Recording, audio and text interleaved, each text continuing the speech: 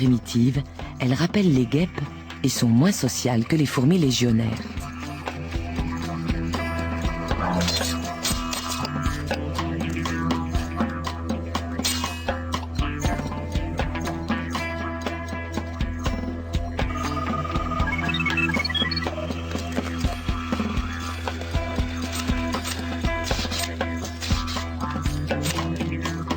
Les fourmis bulldogs sont grandes, voire gigantesques, et leur comportement est parfois carrément menaçant. Elles sont équipées d'un aiguillon particulièrement redoutable dont elles n'hésitent pas à faire usage. Bizarrement, la plus terrible des fourmis bulldogs est aussi la plus petite. C'est la créature la plus dangereuse de toute la Tasmanie. Elle cause plus de morts que les serpents, les araignées, les abeilles et les requins réunis. Voici la fourmi sauteuse. Les fourmis sauteuses vivent en petites colonies de quelques centaines d'individus. Dans les forêts de Tasmanie, elles transportent des pierres pour recouvrir leur nid. Ces cailloux absorbent la chaleur du soleil et protègent ainsi les chambres de couvée de la fraîcheur de la nuit.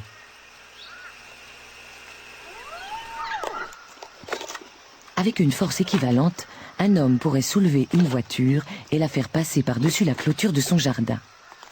Mais aujourd'hui, un nouvel habitat encore mieux adapté à leurs besoins s'offre aux fourmis. La banlieue. Tout autour de Hobart, les humains ont créé un parfait mélange de soleil et d'ombre au sein duquel elles semblent prospérer.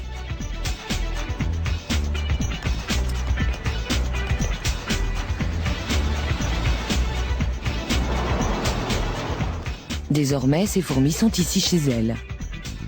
Mais l'accueil du voisinage n'est pas franchement cordial.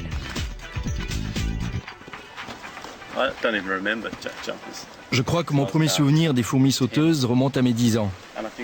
J'ai découvert quelle sale bestiole c'était le jour où j'ai trouvé un nid et que j'ai décidé de les exciter un peu. J'ai pris un bâton et j'ai commencé à taper sur la fourmilière. Je m'amusais plutôt bien, mais un quart d'heure plus tard, sans que je les ai vues arriver, 2 d'entre elles se sont glissées dans mon pantalon. Et il y en a une qui m'a piqué à l'entrejambe. Et j'ai compris que j'étais mal parti.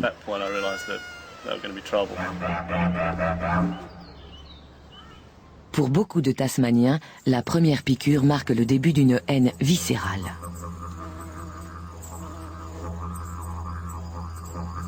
La terre fraîchement retournée de ce jardin est bien meuble. En quelques jours, les fourmis sauteuses peuvent y creuser des galeries.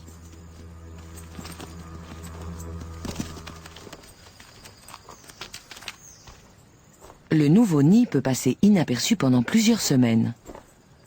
Il y a suffisamment de soleil ici pour éviter aux fourmis d'aller chercher des pierres. Elles s'adonnent alors à leur passe-temps préféré, l'agression. Dès que l'Andcam s'approche de trop près, elles montrent leur vraie nature. Dotées d'une excellente vision, elles nous repèrent immédiatement et ne craignent pas de se battre si nécessaire.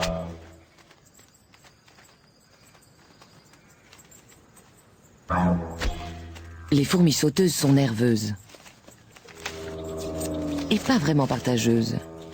Plus individualistes que les fourmis légionnaires, elles s'affrontent régulièrement entre elles.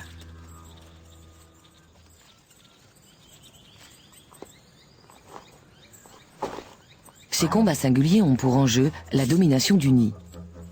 Les autres n'interviennent pas.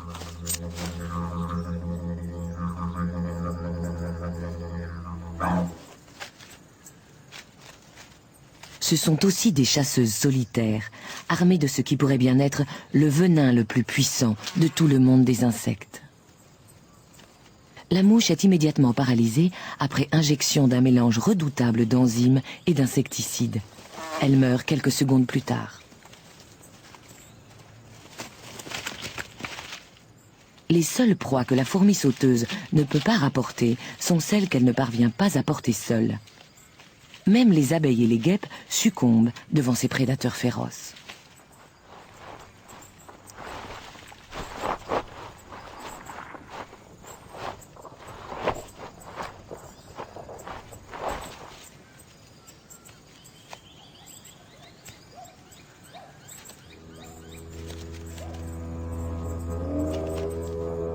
Ce sont de vraies guerrières.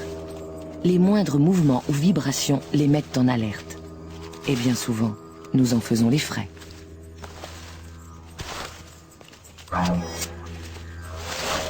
Toutes les semaines, l'hôpital de Hobart traite au moins une urgence causée par les fourmis sauteuses.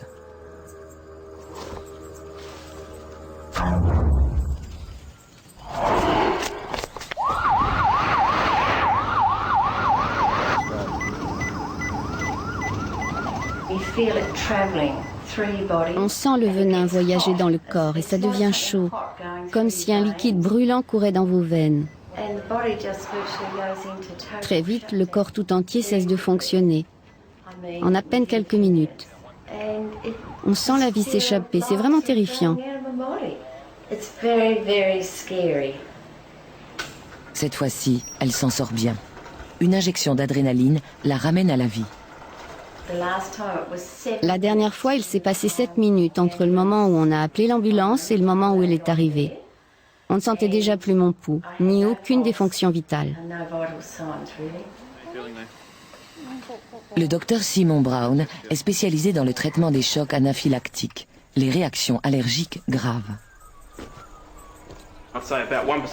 Environ 1% de la population présente des antécédents de réactions graves, exigeant un traitement à l'adrénaline. Ça fait 4000 personnes susceptibles de mourir en cas de piqûre.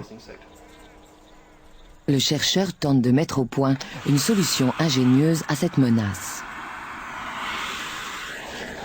Il commence par aller chercher quelques spécimens de ces terreurs miniatures en prenant soin de ne pas se faire piquer. C'est leur venin dont il a besoin. Utilisé à dose homéopathique, il peut peut-être servir d'antidote.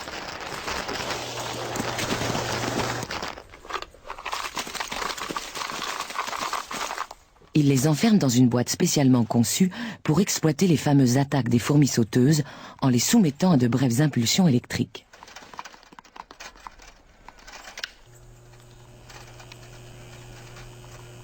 Dès que le courant traverse les fils conducteurs, elles s'énervent et piquent la surface du verre.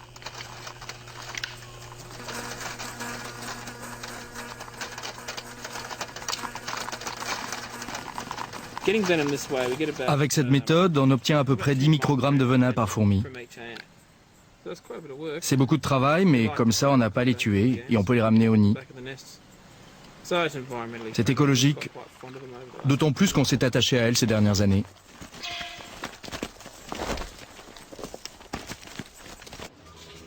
Lors du protocole médical, le Dr Brown administre un antidote à base de venin à la moitié des patients.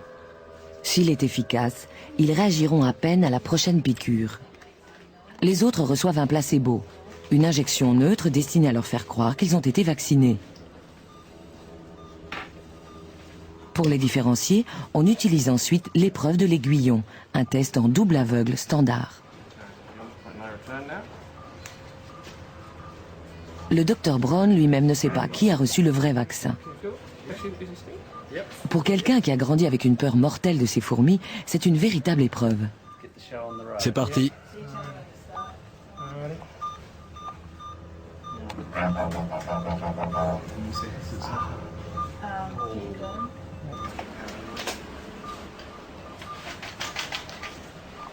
Après quelques minutes, il est clair que Brent fait une réaction. Il a dû recevoir le placebo. Greg va bien, son rythme cardiaque est normal.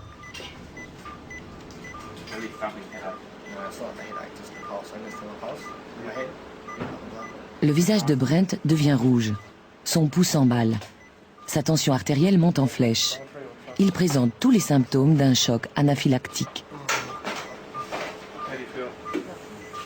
Son corps déclenche une réaction de panique face à l'invasion du venin. Sans adrénaline, il pourrait mourir en quelques minutes d'une crise cardiaque ou de suffocation, car l'air ne passe plus dans ses voies respiratoires. Heureusement, là où il se trouve, il ne risque rien.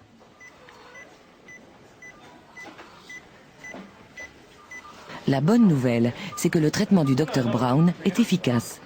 Aucun des patients vaccinés